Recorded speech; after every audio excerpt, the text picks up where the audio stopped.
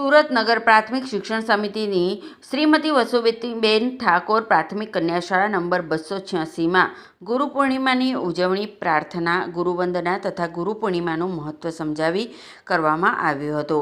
શાળાની દીકરીઓએ ગુરુવંદના, ગુરુજનોના કપાળે કુમકુમ તિલક, ચોખા વધાવી તેમજ આરતી ઉતારી હતી.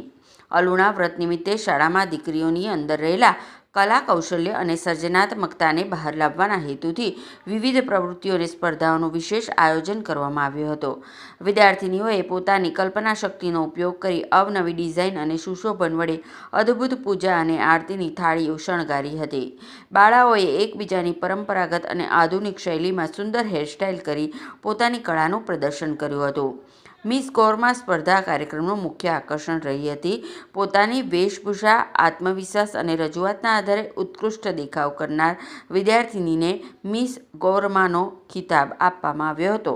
શાળાના આચાર્યએ જણાવ્યું હતું કે આવા આયોજનોથી બાળાઓમાં ભારતીય સંસ્કૃતિ અને તહેવારો પ્રત્યે પ્રેમ અને આદર વધે છે તથા તેમનામાં રહેલી સુષુપ્ત શક્તિઓનો વિકાસ થાય છે. શાળાના આચાર્ય તથા શિક્ષકગણ દ્વારા ધોરણ 3 થી 8ના તમામ વિજેતા બાળાઓને પ્રોત્સાહિત કરવામાં આવી હતી.